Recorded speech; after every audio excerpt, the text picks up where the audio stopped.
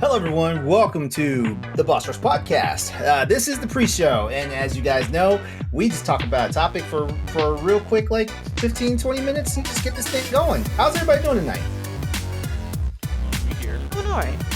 Cool, Amazing. Cool. So, of course, we've got the one and only Stefan Klimov here, as well as the infamous Patrick Klein. Hello. But we've also got some guest stars tonight. Why don't we start with the newest addition to the Boss Rush Book Club? Okay, yay! So, hi everyone, my name is Taylor. Recently I became the new co-host of the Book Club podcast. So this Friday will actually be my first time co-hosting. So that'll be a fun experience. I'm really excited. I've been a guest on a few of the podcasts and it's always been a wonderful time. So it's nice to meet you all. Awesome. Get ready for a ride here at the Boss Rush Podcast. Like we do it like no other. And speaking of doing it like no other, Matthew Keel is back with us tonight. I showed up unannounced, and LeRon let me in. So hi, It I'm is back. cold outside, so It wasn't even like you had to beg. It wasn't even like that either. Well, I'm like, "Ooh, Matt." it's weird. I was just walking down the street, then LeRon is like yelling from the door. He's like, "Get in here!" So now I'm in here now. Hey, I have snacks. And I looked in the doorway. I saw LeRon not wearing sleeves, so of course I went in. Yep, because the guns are the snacks. Yes, That's how he gets you. and also Corey's not here, so you can replace one white guy with a backwards hat with another, and we basically look the same. So Yep, for real. All right. Well, without further ado, real quickly here, just to let everyone know, just as a reminder, the pre-show is an exclusive segment directly made for the patrons here. So we want to thank all of our Patreon contributors and stuff like that. It all starts for just $1 on the Patreon tier. So if you ever want to get in on this, or you want to continue to be in on this, head over to our Patreon and check it out and become a host. Not that type of host. All right. So that's all you need. So it's so as of right now, it is the 19th of November, and something rather big kind of happened this week. And by rather big, I mean like the Game Awards, dropped their nominees, their announcements, and all that stuff. We're not going to talk about the nominees in this pre-show segment, but what we are going to do is we're going to talk about something that became very controversial before the nominees were even dropped, because this conversation started towards the end of last week when was it Wario 64 that broke the news first about it? someone. That's did. yeah. I want to say Wario 64. Wario 64 usually is the Yeah. go-to source for a lot of accurate news. And when I say accurate news, I'm not talking about rumors. I'm talking about actual news. Mm-hmm. And great Yeah. sales. Huh? And great sales. Yes, Yeah. that too. Mhm. That too. So Console shout. availability. If Oh, Wario yeah. says it, jump on it immediately. Oh yeah, Yeah, definitely. Like check out Wario's check out Wario 64 on most of the socials. That's WARIO 64 on most of the socials. He's brand new on Blue Sky. I don't know if it's a he or she, or so maybe I should be saying they are, but I try to be like that. But yeah. Anyway, so word got around last week that DLC was going to be featured as part of the Game of the Year category for the Game Awards before the Game Awards had a chance to announce it. Jeff Keighley got ahead of the whole thing and was like, yeah, it's all based on the panel of jurors and how they feel about things and stuff like that. And of course, us being in the space of video game blogging and and us being like social media influencers in the video game sphere and stuff like that, we want to ask the question tonight: should DLC be considered for Game of the Year? I'm gonna start with Taylor first, and then we'll go to Matt. Oh, okay. Well, I feel like there's an overwhelming consensus, so I feel like everyone's in agreement for the most part. But my answer is no. I do not think DLC should be considered for Game of the Year because DLC, it's an add-on to an already pre-existing game. It is not a new game, and it's not a standalone game. So in a lot of cases, you do have to play, or most cases, I guess all of them, you have to play the game itself before you can do the DLC content. So it's Yeah. not a standalone game, and therefore I don't think it should be in Game of the Year section because it is not a game. It's just extra content added onto a pre-existing game. I do know a lot of people were talking about potentially adding a DLC category, which I think would be nice. I don't know how many games get DLC a year though. So like I don't know how many other options would be in a category every year if that was its own thing. I do know some people were mentioning adding it to the best ongoing game category, but to me those are completely different things because an ongoing Yeah. game is like an MMO like Genshin and Final Fantasy 14. So DLC to me is not part of that category. So it would definitely have to have its own category. But yes, bottom line, I don't think DLC should be considered for Game of the Year. By the way, for everybody listening, if you caught last year's first ever Bossies Award, we actually had an expansions and DLC category. Mhm. So we did it first. I think we did it first. Watch that go and find out either the Golden Joysticks or BAFTA did it.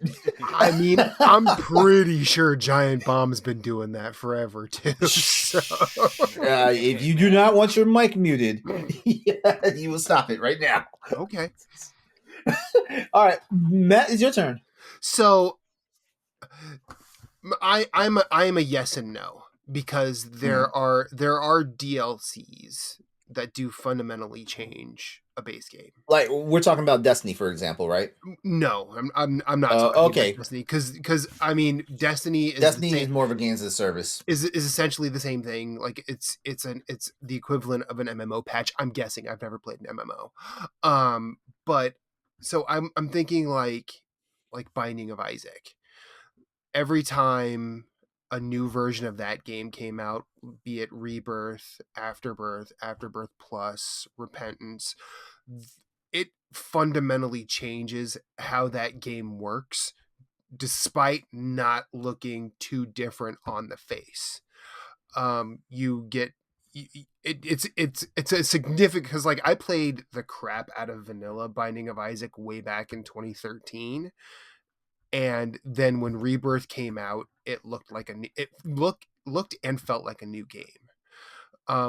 Spelunky versus Spelunky HD. The game was technically not the same. The game was technically the same, but different enough because you got the Spelunker sprite rather than just a blob of pixels. I mean, granted, it was still a pixel sprite, and it was very different to make out. But this one looked more cartoony. It looked more like a Mario clone than it already was. But is that? And I'm not familiar with it. So I'm asking purely for my education. Is that DLC or is that a remake remaster? So according to this is where you have to really sort of dig into it more rather than just assume, because according to Derek Yu, Spelunky HD is a sequel. But okay. if memory serves, and it's been a long time, Spelunky HD, the only thing it changed was the secret ending, as far as I know. Like that was all it really added. It didn't really fundamentally change gameplay other than it was way prettier to look at. So I think there has to be an analysis, and there has to be some transparency if you're going to do this. I know we're all talking about Shadow of the Erdtree. I've not played Shadow of the Erdtree. I don't know when I'm going to get a chance to play it, but if my experience in DLC for the modern From Software games, if my experience leads me anywhere, is it's just an additional area. I don't know. I mean, I've heard that like the leveling up is different, but at the same time, like they did what I understand like a game as a service.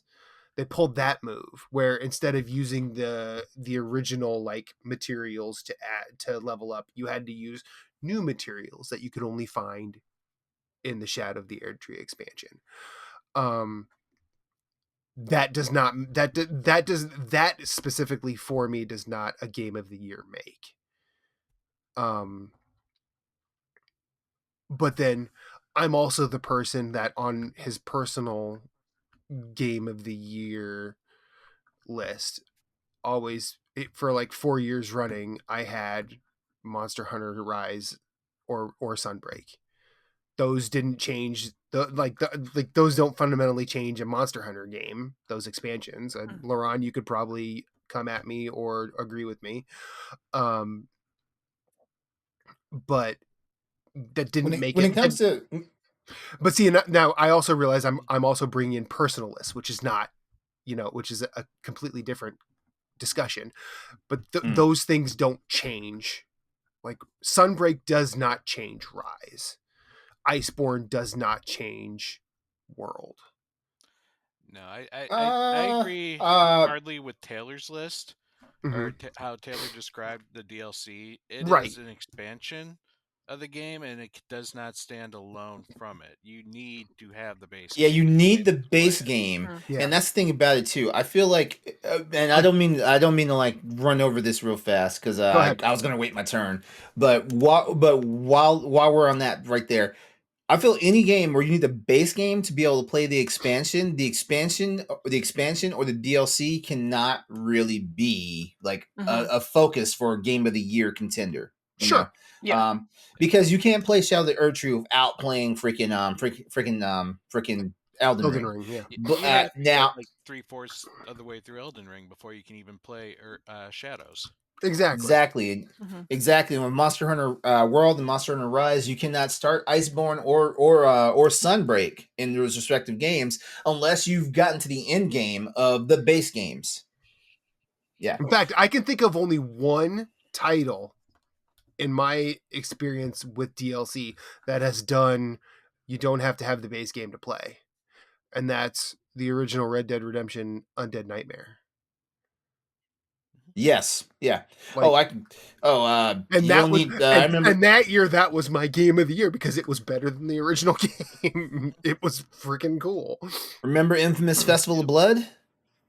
No, I don't. That was a standalone title. That was a standalone title that actually tied into Infamous 2. Yeah, but I would consider those actually being their own game because of the fact It was. that It was. Yeah. Yeah, because you did not need the original game to play it. Yeah, I mean, it doesn't need to be completely different. Look at Mega Man 1 through 6. Hardly any change, but each one is their own standard game. Like for us, it's got to stand alone. Had Erdtree come out as an individual title where you could just start up Erdtree, yeah, without I would have having no issue with this. Yep. Yeah, agreed. Yeah. Stephanie? I'm not sure I can really add to anything that's already been said, other than I'm in the camp where DLC does not qualify for a game award category. With respect, and even to myself, for every individual, doesn't fucking matter what game of the year we all have. I can pick the same fucking game to be my game of the year 10 years in a row if I want to. But if we're talking about a official formalized establishment, I believe DLC should have its own category. For that reason, I just feel like this has become such a point of discussion this year because all I'll say is Elden Ring fans are so fucking intense. Now, Elden Ring deserved Game of the Year. Shadow of the Erdtree, I didn't play it, but I watched Let's Play. Awesome. It deserves every accolade that it would qualify for. But the point is, remember one time, for those that were there, we talked about Elden Ring, and all we said was like, oh, I don't know about the game, we were talking about it in a neutral manner, and we got a 1-star review because we didn't praise the hell out of Elden Ring. So I have a very skeptical view about this. Is only a big discussion because the fans make it a big fucking deal. It's just a game award. Have its own category so everyone, because there's so many games, thousands and thousands of games, more trophies the better, or whatever. So that's my little spin to add to the conversation. Yeah. Well, yeah. okay, I'm on the team. I just want to put a question out there, just a hypothetical.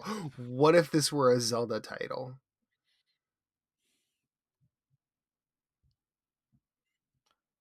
And it was DLC. We tried to argue that if Elden Ring, or sorry, I'm not doing Elden. I'm Game not of the doing Year, Elden. I'm not. I know. I'm using Zelda though. Trust me. Okay. He said if Erdtree didn't count as Game of the Year, then neither should Tears of the Kingdom. because that's essentially Tears of the Breath of the Kingdom Wild. is a direct sequel, though. Tears of the Yeah, Kingdom It's is like a its own sequel. game. Yeah. I don't get why he used that, especially considering he's a huge Zelda fan. But I'm like, I don't.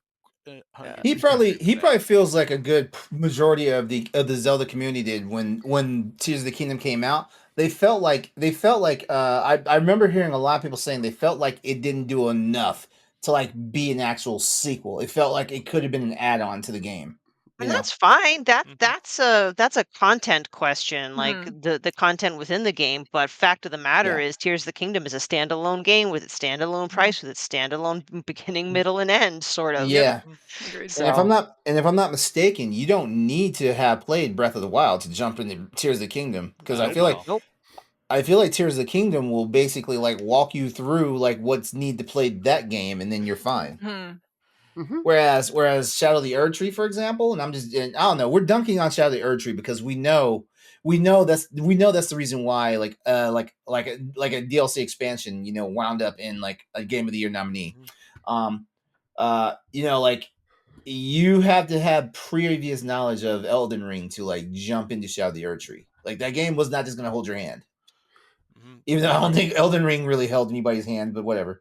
I mean, I think I it's have also the thoughts fact and that- theories on why Shadow of the Erdtree is there, and I'm not going to use your platform to say them because they are not kind to it's anybody. it's It's all right. because We're probably going to get another 1-star review because No. I didn't sing praises, so it's okay. No, No. it's okay. This is Patreon only. it's honestly They'll it's love honestly it. because because Jeff Keighley gets boners for certain Asian video game one. developers. That I have one. never seen That one. I have never seen him get all hot and bothered about a European or outside of BioWare because like they're Canadian, he's Canadian. I have never seen him get all hot and bothered behind a Western developer. Yeah. Like my God, let Hideo Kojima even look at the stage, and this dude is like jizzed in his pants. Dude, he looks at Hidetaka Miyazaki and goes, "Hello, not Kojima. I'm so happy to see you." I mean, okay, so I'm gonna put this out there to all of our listeners. If you guys watch the Game Awards this year, watch how like it's gonna be very subtle, but whenever Keighley talks about certain developers that he admires, he always seems to like flub his words. Now it's very subtle. It's not like an absolute stutter or whatnot. It's but not you subtle. but you will notice because like whenever he talks about Hideo Kojima on the Game Awards, he always seems to like kind of ramble for a second, and it's like, oh, I gotta pick myself back up, and stuff like It's that. fangirling. Yeah, exactly. Everyone who's familiar with Jeff Keighley already knows it, but for the uninitiated that don't know a lot about Jeff Keighley or have not known him over the years, because I used to be a manager at GameStop, and GameStop TV, like he used to like run that whole segment, and I was like, who the fuck is this dude? But what it's kind of why GameStop people don't like Jeff Keighley, but this is not the I hate Jeff Keighley segment. This is not because I don't really hate the dude. I don't hate the dude. No hate to Jeff Keighley. He just has the subtlety of a bulldozer at a Lego set. I don't like. He just gets on my nerves. That's all I will say. All right, so just real quickly, like for me, like DLC expansion content and like should be in a separate category. Base games should have already had like their time to shine following their launch and through all the award cycles and all this stuff. And any additional content, it only adds more to the overall experience of the game overall. So, like for example, like we're gonna use another Elden Ring's From Software, right? Yes. We're gonna use another From Software title that came out. We're gonna use Armored Core. We're gonna use Armored Core, right? If the next Armored Core game comes out and it's an add-on to Armored Core, then yeah, expansion. But if the next Armored Core game comes out and it's not Armored Core like 6, but it's Armored Core something or other, it's a standalone game and whatnot. It gets its own standing, its own merit and stuff like that. Ultimately, I think we're all in agreement. Like basically, DLC and expansion content should really be its own monster, in my opinion. Unless we're doing stuff that makes it an ongoing game. So, for example, if Monster Hunter World or Monster Hunter Rise, just continue adding content, and there was never going to be a Monster Hunter Wilds and stuff like that, Monster Hunter would probably shift into an ongoing game series and not even be like expansion content, because technically the expansion is keeping the game going. What a world that would be. Yep. That would be What a monster! I'm so mad Monster Hunter Frontier never was a thing in the West. Right. Monster Hunter Frontier was the first PC version of Monster Hunter, and it ran for 12 years. Oh my god. And it had nearly 30 seasons worth of content. And when I mean seasons worth of content, as standalone games came out on the consoles, that stuff trickled into Frontier, and then they took it and made it even better. Mm-hmm. Yeah. I've seen a lot of the Frontier stuff, and I'm like, man, I want to fight that thing. Yo, you see the Undead Rathian? Oh, you know what? We need to say that for Hunters for Hire. We need to say that. Yeah. All right, everyone. All right. Taylor, Matt, Stephanie, Patrick, thank you. Wonderful segment. Wonderful opening segment. All right, for everybody out there, just remember, this is a Patreon perk, so please continue supporting us through Patreon. Tell your friends about it and stuff like that. See if we can get some more Patreon subscribers and stuff like that. And we will see you on the regular show. Signing off. If you want to see how you can become a Patreon producer, head on over to patreon.com/BossRushNetwork. The Patreon producers for this month are Adriel Munger, Austin Campbell, Celeste Roberts, Christian S., Sana Dierig, Francisco Santillan, Matthew Keel, and Todd Oxtra. Thanks for your continued support of the Boss Rush Network.